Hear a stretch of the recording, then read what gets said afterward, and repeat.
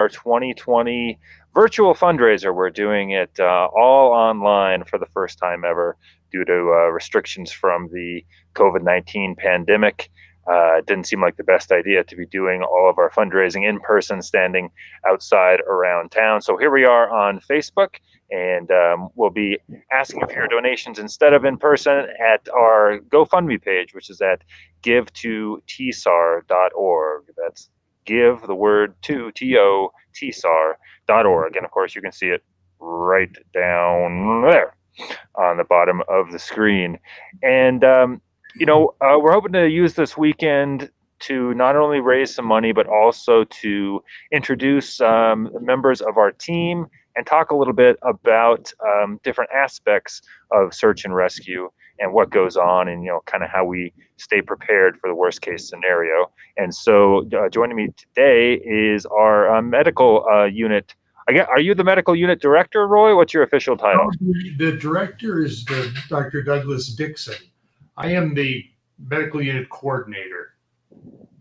Got it. Okay, Roy Dunlap, our medical unit coordinator. Right. And so tell me a little bit about your role and what you see the role of the medical unit, and just the role that medicine plays in search and rescue in general. Take it wherever you want. Sure. I think an assumption that's made when someone is lost or missing or behind when they were supposed to come back is an assumption that they have been sick or injured. And of course, fortunately, most of the time they're not. But you have to make that assumption. You can't just say, well, they're a couple hours late, or they'll be walking in the morning. You have to presume that there's something that is keeping them from showing up at the allotted time. And so with that in mind, we do have to have some basic first aid skills. It's probably not first on our list as far as the training we go through. We're very well trained in searching for people and navigating and understanding how we coordinate our efforts with other members in the state. But in the background, you're going to find someone, and you're going to find someone who we always say in New Mexico, is always dehydrated. This is a dry climate. And often because we work in a mountain environment, there may be issues with mountain sickness or hypothermia. People might take off with shorts and a light cotton jersey and a bottle of water and a candy bar and get lost, and it is 70 degrees and it's balmy. And up there at the mountains at 9,000 feet, it's now 38 degrees. And if it gets wet, they're in real trouble. So we have to presume that we've got to get out there, and that not everyone is prepared. Not everyone is a backpacker with a tent and a sleeping bag and plenty of food and some knowledge about it. A lot of people are day hikers, and they may not be used to the mountain environment. They're not used to how fast the temperature can change and how fast the weather can change.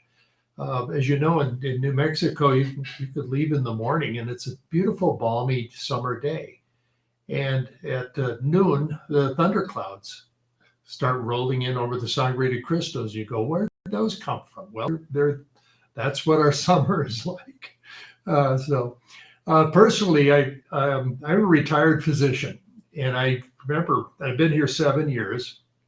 I retired from Wisconsin.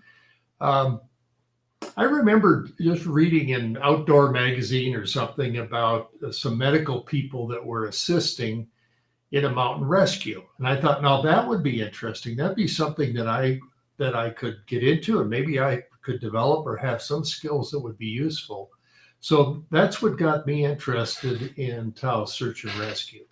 I'm one of the retired people that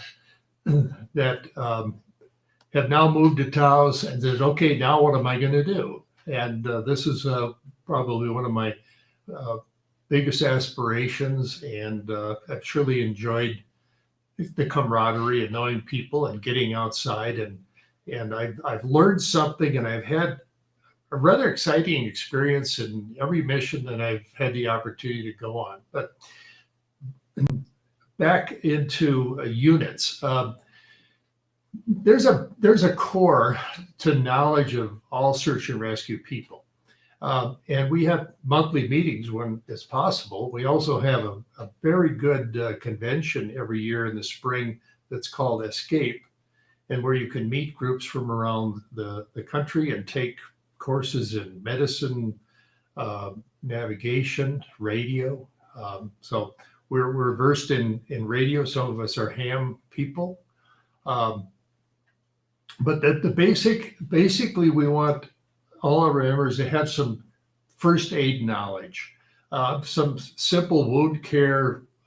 We carry a splint as part of our normal first aid kit. There's a lot of Band-Aids and blister things that we use for ourselves. But between all of us, there's enough bandages that we could help someone. And sometimes it's just a simple splinting of a broken wrist or an ankle and helping them out somehow. And just the knowledge of what we can do. We also have radio control. We're always in radio contact. So as I've said to our members who don't have much medical experience, there's always someone to talk to. You can always call the incident base. If you're not in contact with them, then you're not in the right spot. You should go get the contact that you need. You always stay at some sort of radio contact. Sometimes even now we can use cell phone contact where the radio doesn't work. It's amazing. But so medical opinions and some medical knowledge is always available to you. So we just hope that in our group that goes out, and it could be few as 2 people, could be often 4 or 5 people that are going together, that if a subject is found, the rule is that the most medically experienced person goes in and evaluates that person, of course, with that person's permission, and done in a very professional manner. And the rest of the group is there to back them up, to assure that the area is safe, that the communication is open, that any information that is obtained is scribed. Someone can write it down, transmit that information incident base so they know what you're dealing with.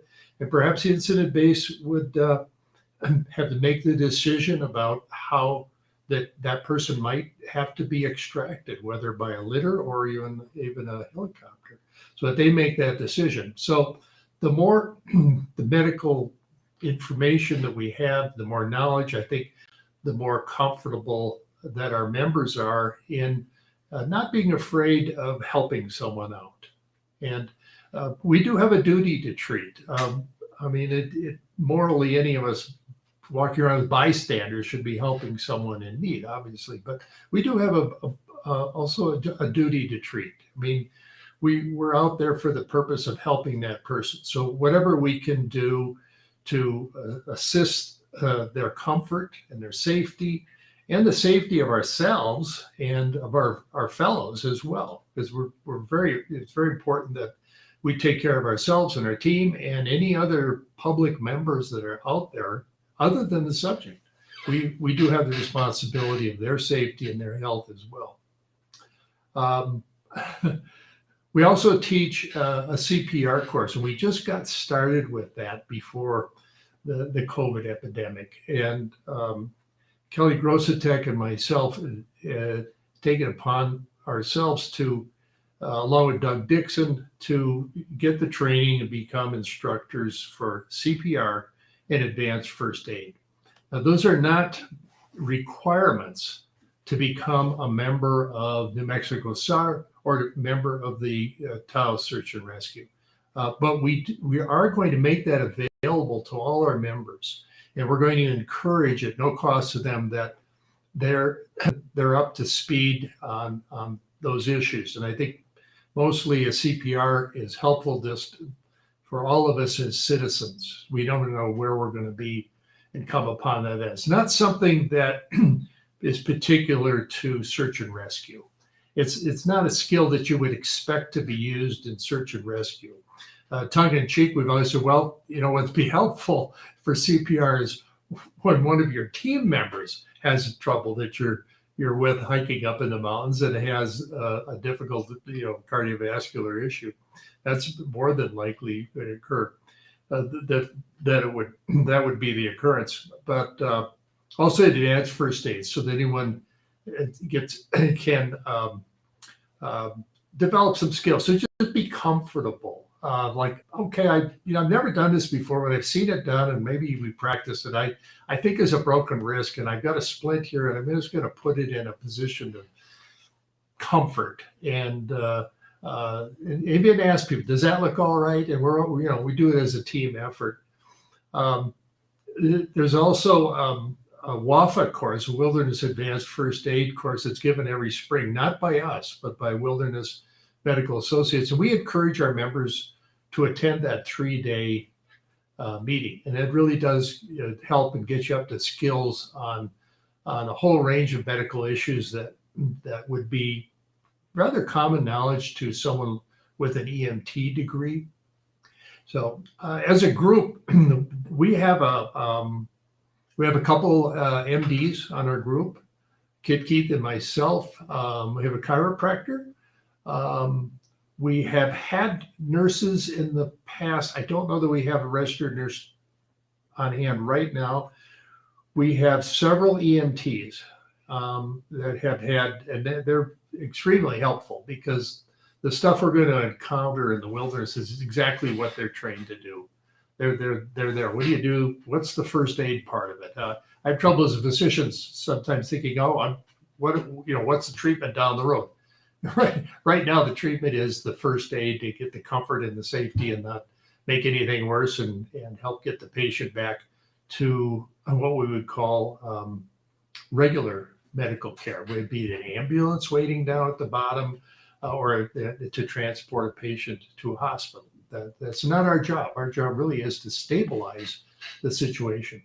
Also, something that is learned through Wilderness Advanced First Aid is that you may be the only resource up in the wilderness, in the backcountry, that person has. You're their best chance.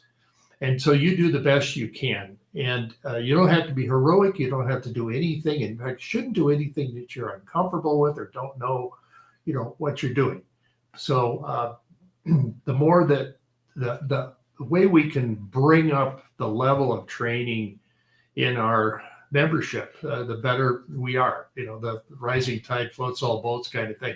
I mean, we're there to help. Let's say have a higher standard of knowledge for our members who might need this in the SARS situation, or even in their regular life too. And what are you, from all your experience and years going on these missions, and going to the conferences like you mentioned, I mean, what are some of the most common mistakes that people make when they go out into the wilderness? You mentioned dehydration. That seems like an obvious one. But what are some other mistakes that people can avoid, or just general advice that you have for just regular people heading out into the wilderness? Well, no one goes out thinking they're going to get lost, right? It's a mistake. I mean, things happen. But I think there's just, first of all, there are ways of talking about how not to get lost. All right. But from a medical standpoint, if you do get lost and you do spend the night or two out there, what are you wearing? There's a saying in wilderness medicine, basically you can go 3 weeks without food. You can go 3 days without water, unless you're in the middle of the desert. You can go 3 hours without appropriate shelter. So look at the danger there. So if you're going out in shorts and a halter top on a beautiful day, and it's going to be cold and rainy and ugly that night, I think that's one of the biggest. Well, that's probably the biggest problem that people have is exposure. is not having a raincoat, not having some sort of a wrap that might be warm when it gets wet, something for the hat, that just basically thinking the weather is nice and it's going to be nice all night, not here in the mountains. So I think that's the first thing from a medical standpoint. Also, bringing any medications with you that are absolutely necessary. It's also good to orient yourself on where you're going. It's not uncommon for a group of 10 people to start out. And the assumption of most of the people is that there's a leader and he knows where he's going. Okay. Those leaders don't often wait for people. Someone is straggling behind. That's a big mistake for a group to make. Someone who is unfamiliar with the territory. They just have relied on everybody else in the group to lead them. So they're straggling behind and they take the wrong turn. So those are called decision points. People follow game trails. We had a couple, a grandfather and grandson, like 3 years ago, went to Wheeler. And on the way down, they said, well, look, there's a shortcut. No, it's not a shortcut. There's no shortcuts up there. They thought this game trail, and it just led them into downfall. They were immobile. They were immobile. Now it's raining lightly and it's night. And fortunately, they could 911, and we could actually sort of signal in the general area they were. So, not having an idea, relying completely on other people, and not having some idea of where you are. You can always look at a map of where you're going and get an idea where we call it baseline. Like if there's a mountain range and it's to your left and it's on the east side, and there's a stream that's on the right and it goes back down to the parking lot. So some awareness of basically where you are. And there's a couple books I read recently, interesting on talking about orientation, including the Pacific Islanders. Like, how do you find New Zealand? How do you find Hawaii? How do Inuits get along in a frozen wasteland with no landmarks? And they know where they're going. And so, as we put the GPS into our cars and our phones, we're looking at a screen. We have no idea where we're going. We have no sense of direction. That part of our brain is not developing. The London cab drivers have to know 20,000 different destinations. And that part of their brain that stores that is large. It's measurable. And most of us are becoming very numb and dumb as far as orienting ourselves. Where's north, south, east, west? Some very simple things like that. But also, the right clothing, and then how are we, as a group dynamics, how are we going to stick together? Is there someone who has a map and knows where they're going and is going to be at the back of the group so there's no stragglers that get lost? That'd be a very good idea. Also, there are people who go out alone, and that's a little risky unless, some people do it all the time. They know exactly where they are. So people can develop very good senses of direction to where they often hike. But if you're hiking in a completely different place, all bets are off. I thought I had a good sense of direction, and I was on a mission once in Santa Fe, a couple of miles from the ski area, and there was a series of hills. And you kind of walk around the hills, and as you're walking around the hills, all of a sudden you're pointing in a different direction, and there's no sun. It was gray, and I had to completely, keep looking at a compass and reorient myself. It's very, very easy to get disoriented. Historically, armies have marched through the woods and ended up at the same place. And also, if one does get lost, hug a tree. Basically, I mean, there are ways of trying to find your trail, but especially they teach that for children. Just stay where you are. It's very hard to find someone who's moving around. I get further in, and yeah, it's a little embarrassing to get lost, but a lot more embarrassing if people don't find you for many days. Well, But you know, fascinating anyway. since we're here, asking for financial support, what are some of the expenses that the medical unit has on an annual basis? The things that we're paying for training or supplies or equipment that has to be maintained. What do those funds go towards? Well, is usually most of us as volunteers have our own equipment, and we're responsible for that. And that's true throughout SAR. We provided some simple things like tourniquets, pulse oximeters, and glucose reading devices to our medical unit team. Um, we have not we have in some unusual circumstances paid for a training. I remember a couple of years ago, one of our EMTs went to an emergency medicine. So we don't have a lot ourselves of a lot of costs, but the maintenance of the general equipment is expensive. As anybody knows who's part of a group, you have insurance, you have vehicles, maintenance. Um, Equipment becomes outdated. Um, we have insurance bonding for ourselves and our directors.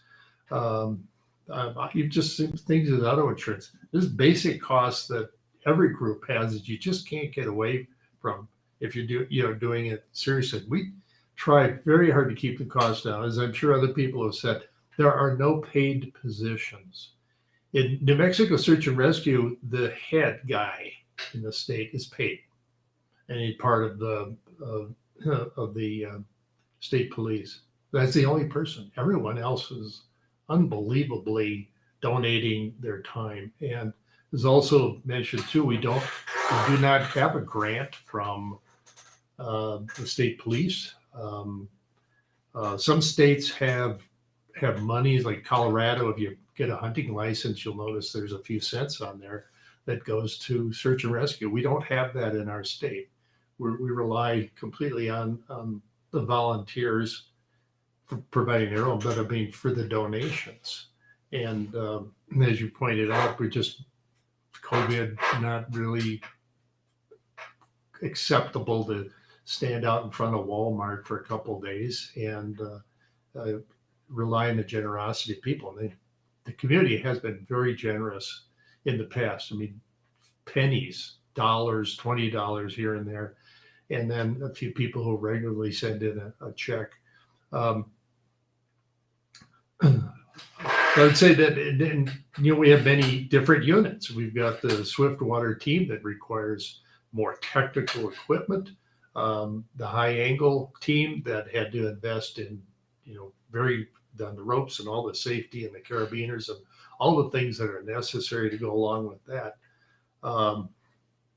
But I think just the biggest expense is just the general expense of running an operation, the insurance and the utilities and all that stuff that just goes on. There's no way you can get away from it. But our budget really for medical unit has been a few $100s. We do provide the first aid supplies to our members, and not that they're expensive, but they're just hard to collect all of that. So we found a couple of years ago, let's buy a whole bunch of bandages and a whole bunch of rolls and then provide these to our trainees.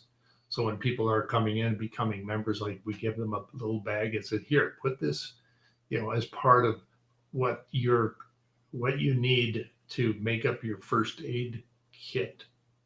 And it's not that it's a lot of money. It's mostly, it's a pain to go to try to find one thing here at Walmart and then another thing at Smith's and that sort of thing. It's just comfortable. And then we're sure that they have the right material for their safety, and they come upon a subject that they have that as well.